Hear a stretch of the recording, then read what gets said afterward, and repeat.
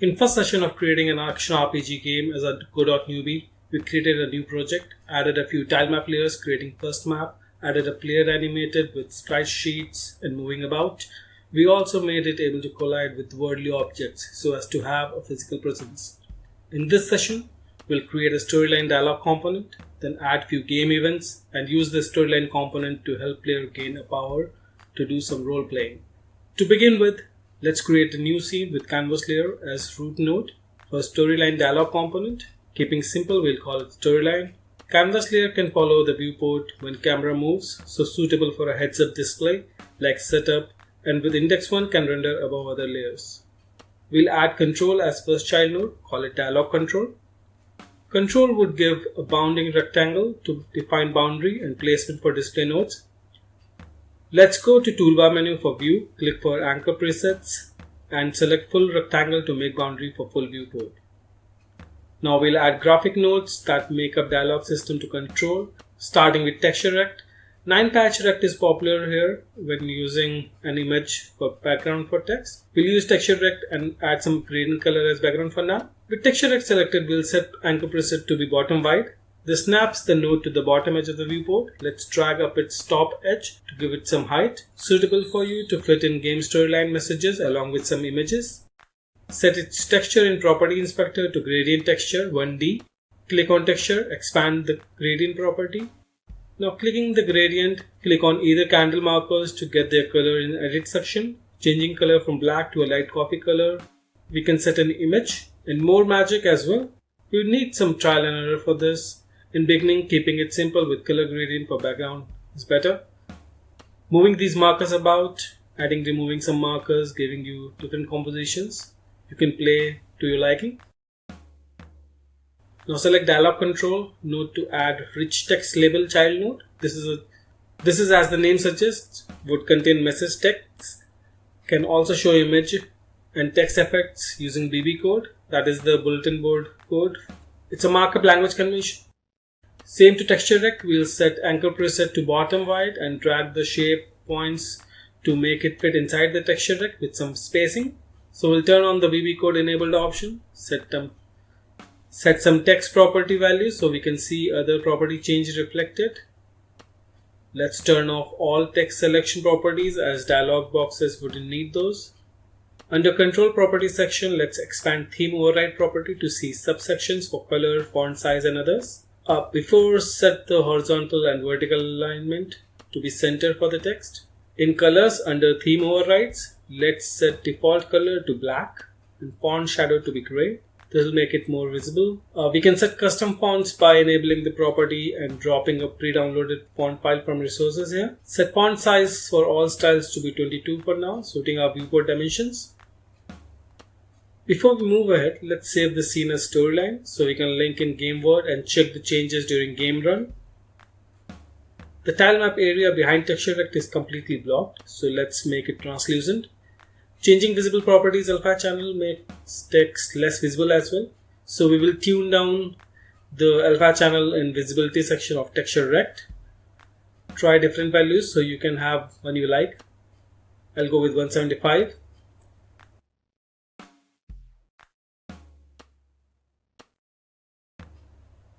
Now let's see impact of VB code by adding logo image. To see how height of rich text label impacts and tweak it. With the line change, adding image tag with absolute resource path for logo brings about the scroll. We can hide scroll but image would still be hidden. In BB code, we can resize image as well. For now, disabling BB code shows the text itself. So what we'll do is, we'll show the image in same line for now and increase the height a bit. Select dialog control, add a new child node button. We need a button behavior to skip the message or go to the next quicker than the timer we set. For button, set the anchor preset to right bottom corner, then move it to a bit inside.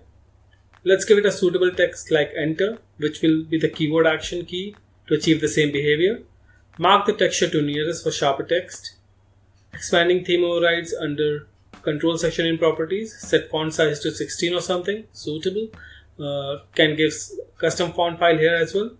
Expand the color section to set different colors for font hover and font color to give it interactive feel.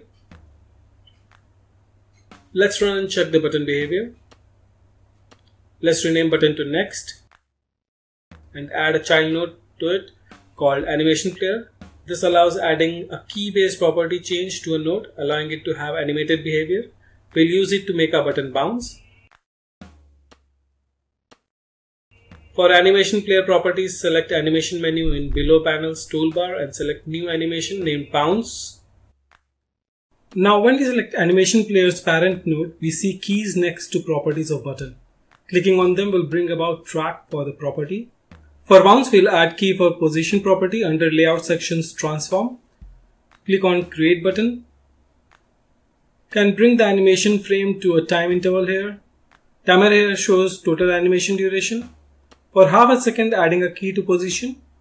Then add 1 second marker to bring it back to the original value. Now click on the keys marked on track to edit the required X value at half sec marker. Let's play it and test. By default, it's a one-shot animation. Clicking on the looping icon makes the animation on repeat. Tweak the values to the effect you like. A small bounce would look neat here. Let's run and see the button animation. Now let's add a child node timer to Storyline node. It allows having a timed action. We can use it to auto skip the messages at a suitable time if player doesn't hurry through them. Let's add a script to Storyline node where we can code the timer behavior and also change of message line by line for required event. Now we'll use Godot Signals. Signals allow connecting callables between different nodes to observe certain events and invoke an action on trigger, like if bullet hits player or enemy to reduce their health, or if a button gets clicked to do a desired action. With timer selected, next to inspector tabs, select node tabs listing signals available from it. When we double click timeout signal, we can let another signal observe when the timer's wait is timed out.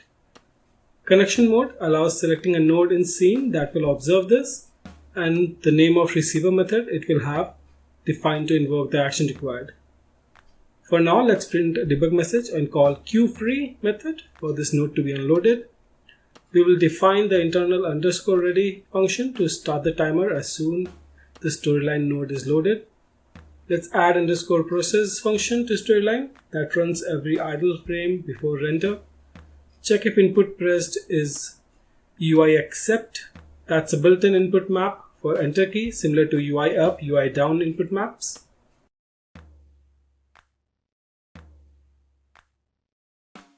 Changing timer wait to 5 seconds. Running the game to check debug message on pressing enter key. We see the debug messages, so now let Storyline observe click on next button. Going to node signal tab, double click on pressed signal and connect to Storyline. Let's run game and test button click action to trigger the function. Now that we have basic mechanics to show Storyline messages, let's create some game events. Going to player scene, add a child node area 2D. This will act as area sensor to allow player to identify if it has triggered some game event. We will add a collision shape 2D child node to it to have a defined area. We can set the shape to circle if we want to have a larger sensory region, or a capsule if we want just wide or high region. I'll keep it as rectangle for now, like an area for more region in front of character. Let's name this area as character impact area.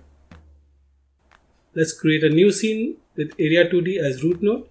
We'll use it as a component to mark game event areas on the game world scene and any other map. Add a child node of collision shape 2D to provide a detection area here as well.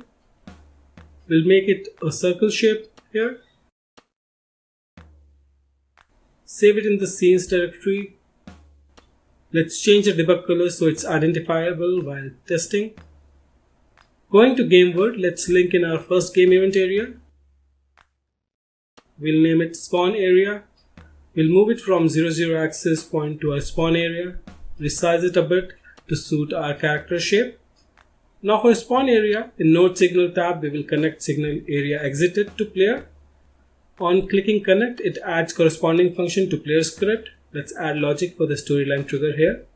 This lets our player observe when it leaves spawn area. We can spawn storyline messages at the signals trigger.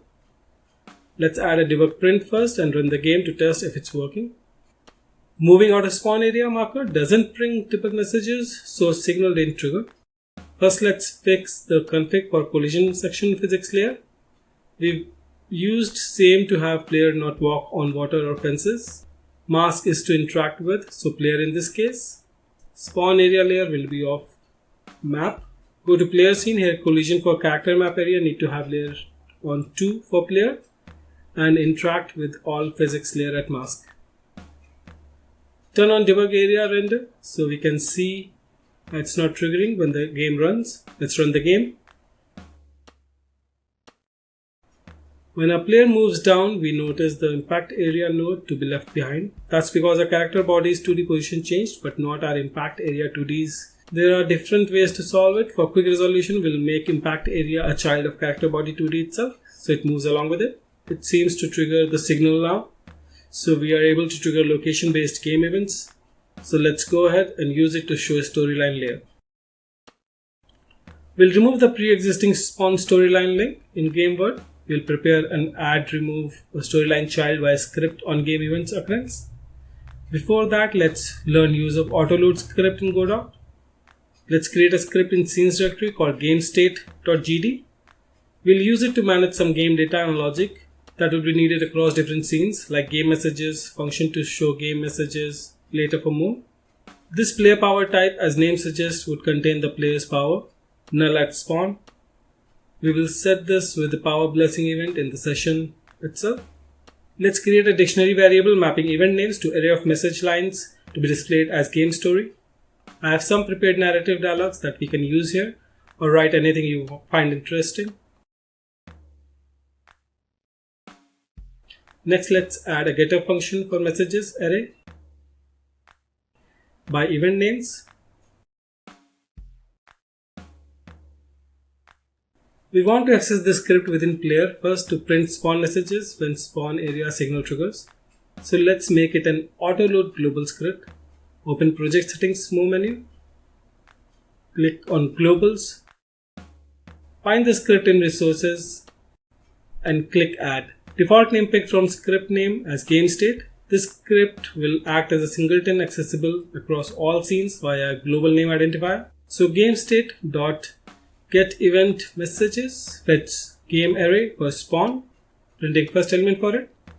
Let's run the game and test the message.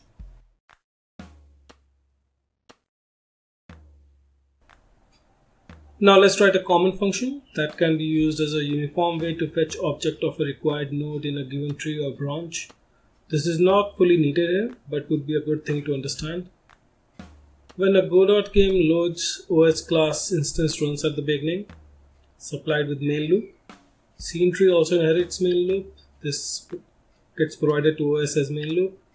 SceneTree contains root viewport with game scene added as child. Also contains groups, global state functionalities, etc. When a node is part of SceneTree, it's available as node.getTree. To get the viewport object, getTree.getRoot will fetch you that. And then we can iterate over childs to get a particular node of that particular scene tree. So we'll go ahead and use it. For this, let's first define another function, find child by node, name and type.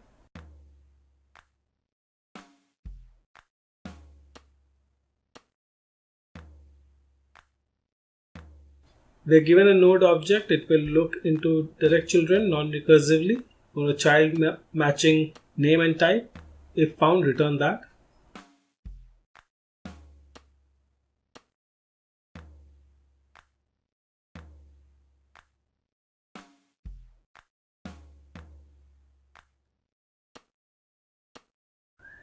Now in find node in scene, we are passing parent node's name, where it finds the required parent node object from game node tree root, and then call find child by node name and type. Here we see our for loop and if conditional syntax similar to Python.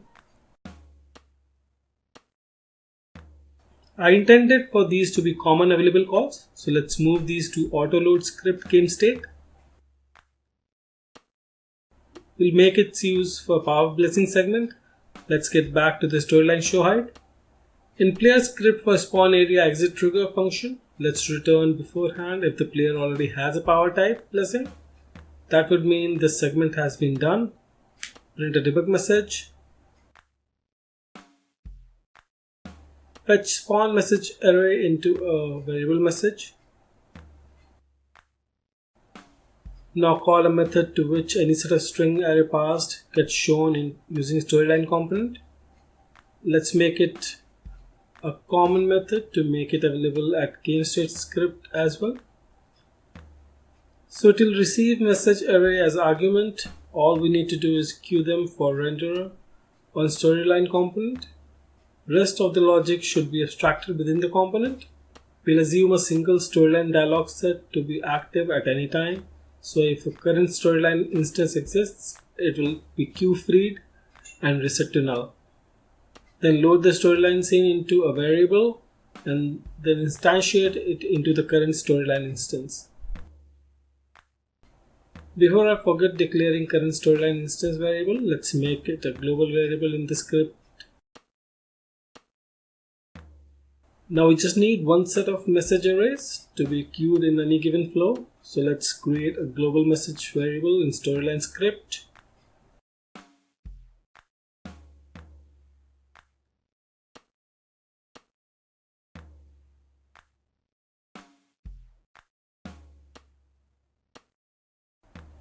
We need to add the storyline instance to scene from where the call was made. So let's utilize our find node in scene function's partial logic of finding a scene in game tree root and return its object.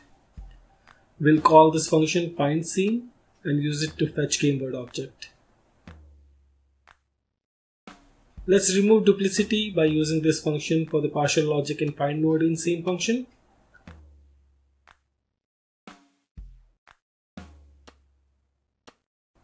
Also, when making call to find scene, we'll pass in an argument to show storyline functions. So this works for all scenes in future. Here add child adds the instance of storyline object to the scene. Let's update call of show storyline to pass scene name as well, that is game word. Now we'll update our storyline script to make sure when it's loaded, the messages are rendered in rich text label one by one with timers interval. So let's write a new function in setDialogText to take care of core logic for that. First, if the messages get empty, it should queue free to unload storyline component. We'll pop a message from the array. So let's return remaining messages for next row. Let's have a dialog control, rich text label nodes, pvcode text property be set to message.popprint. Let's call it in _process call when UI accept input happens. Now when we call setDialogBox with messages, we are passing back return value to itself for sequential calls. Let's also stop the message change timer so a new can be triggered for current message. We'll also call setDialogText on timeout event and leave the queue free to when messages are empty. Also have next button press signal function behave as of UI accept. For each line of message, we'll have timer started based on length of that message line. So passing text to a function will do that. Let's define trigger timer function. I'll give it a random formula for now with minimum 1.5 second timeout increased by 1 second for every 25 character. We can calculate interval based on word count or some other intelligent method. For now, we'll just do it simply and see how it works. Oh, it failed for wrong properties. Should be .text instead. Let's run again and test. It shows storyline but failed for a leftover code with array reference. Let's remove this. Let's print debug message of lines left with size call on messages. Running again. When I press enter, the message skip happens quicker and expected. It's a multiple enter input action trigger.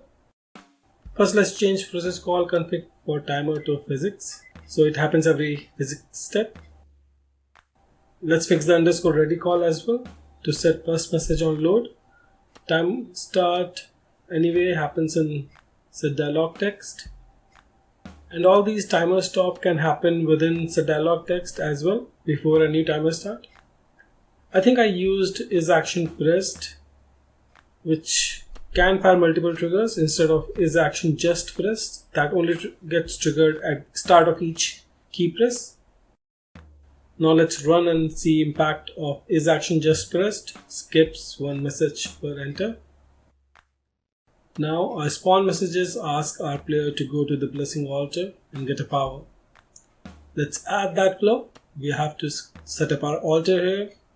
With a paved fence path from spawn point, player may follow it or roam around and stumble onto it.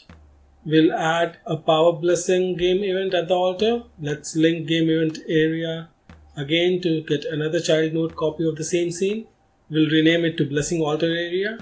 It gets placed at 0, axis by default. We'll drag it onto the altar point in the map. Before that, let's fix up the tile map a bit. In session 1, we mistakenly put mud tiles on overlay tile map.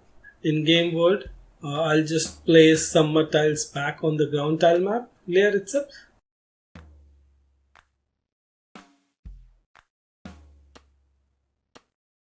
Now that we are done with that, let's make a duplicate copy of overlay tile map. With right click menu option or Ctrl D, we can add a fresh tile map layer child node and add some Tileset. But here I'll just duplicate it and rename it to blessing tile map. Let's delete all the existing tiles on this layer with a rectangle erase. Now let's place 2 sword from a tile map someplace near the altar itself. We'll use it to place sword tiles for blessing event. So this tile map layer would only be visible during the power blessing event in progress. Now let's link a copy of game event area child node to blessing tile map. Name it demonic sword area. Make a duplicate with Ctrl D and rename it to divine sword area. Both created at 0, axis. Let's select divine sword area and drag it onto the sword with blue shine. Select the demonic sword area and select and drag it onto the sword with red shine. Now we have 2 different event areas to trigger either of the power blessings. Now what we want happening is when player visits blessing altar and doesn't have a power type blessing already set, as in game state Autload script, Storyline Messages will tell it to choose one of the 2 power types and the blessing tile map will become visible with swords. Each sword will have a button to accept the power next to them. When player goes near the sword, the game event area on the sword will give some hints on the power type as well. Let's add a script to game word scene. Add a _ready function to it. That will make the blessing tile map visible set to false, so we can work on it however during development, but it is always hidden when the game loads. Let's add button as child node to blessing tile map. We'll use simple button for now to accept a sword.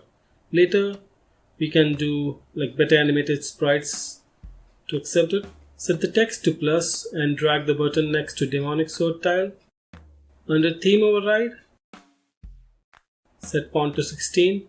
Expand style to give some near red color for demonic vibe. So we'll try some configs. For hover, select style box flat. Pick BG color to be some light purple.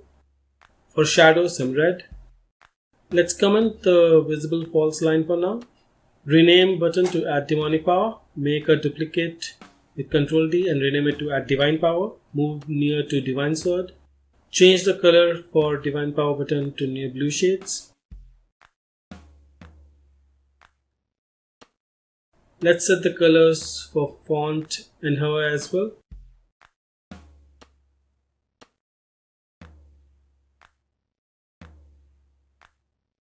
Add some helpful text in tooltip, letting player know what kind of sword we are selecting. Let's select flat checkbox to have just our plus button float over there and remove the button like peel. We'll do similar changes to our demonic power button as well. We can actually make each sword interactable as well, but let's just keep that kind of flow for later. Now let's run and see.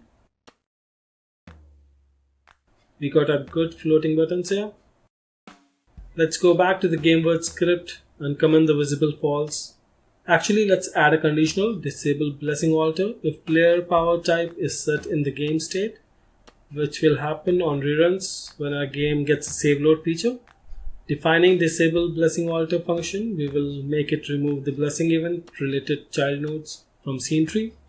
Now let's proceed with showing storyline messages for power blessing event. We'll make blessing alter area send signal to player if it detects an area entered from player physics layer. In this generated signal function, similar to spawn, we'll make it show messages for blessing event. So return if power type is already set, otherwise get messages for the event from game state and call show storyline with scene name to show them on the messages itself. Now let's go to the game state Autload script and add dialogues for blessing game events as we were doing for the spawn event. Let's also add dialogues for events when player goes near to the demonic sword and divine sword. This turn, while showing blessing storyline, we'll need to make the blessing tile map visible as well. We'll make use of earlier coded function find node is scene in game state to fetch blessing tile map layer from game word scene. Then mark its visible property to true. Since we do have a logic for remove child on blessing tile map, we should use if conditional on return value to not be null. Let's run and test. Okay, we have errors. First, the blessing tile map is not hidden. As you can see, the swords without event trigger. Also, our blessing event storyline dialogues are not coming. Let's fix these sneaky rats.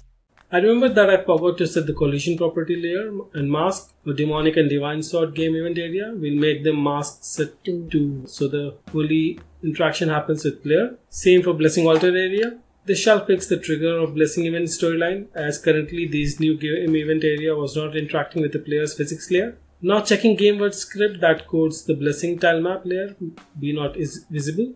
Oh, there's a typo for the ready function name, fixing it. Let's run and test again. Good, the swords are hidden by default. There's still some error in the call of find node in scene. The argument order is for name first and then for the type. Should fix this in call. Testing again. Seems to work well now. Now we know the storyline dialog box shown for both swords and action event for sword selection. So as for connecting signals, select demonic sword area. Go to node signal tab, double click on area entered signal and connect to player. Doing same for divine sword area. Now we'll add the same logic to fetch messages by event name and invoking the show storyline for it.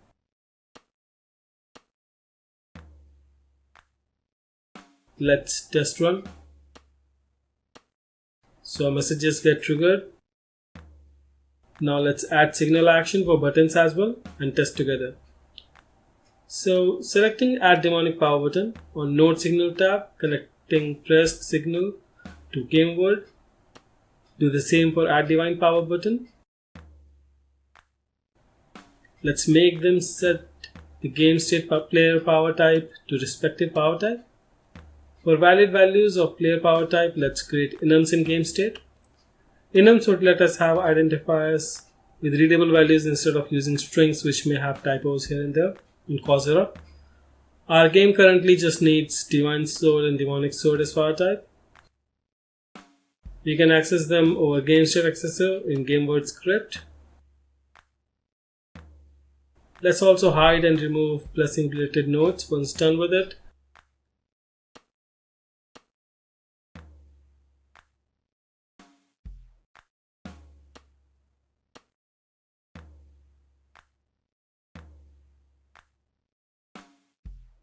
Let's also print debug message so we know our flow went through alright. Actually, let's show this as a storyline debug message for now. Later we'll switch it with storyline instructions for the power type attained. Let's test button actions. We see the hidden demonic swords event gets triggered irrespectively. Since our storyline flow overrides earlier event, if a new event gets triggered, we see blessing event right after. You'll notice it continues only for the leftover messages when later triggered demonic sword area. That is because when popfriend pulls out a message, it's working on the reference object of dictionary key eval, not a copy of. Let's test the add power button. They're working fine. Let's fix the trigger of event areas on hidden layer.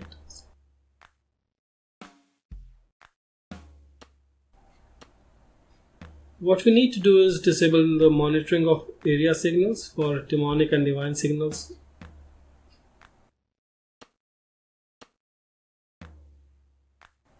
Now we'll need to enable them back when the layer is made visible as well, which happens in player script.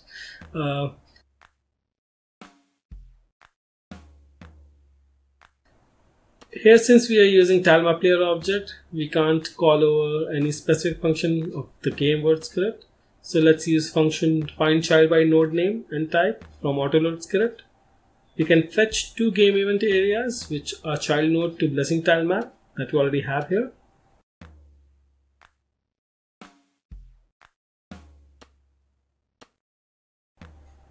Then enable the monitoring on these areas to allow signals. Let's put in if conditionals to avoid panic for the unforeseen changes. Generally, having such if conditions is better, as what this does is not crash the game even in some features not working. Let's run and test our event triggers. Okay, so we came down from hidden sword area and didn't trigger those dialogues then. This works as intended now.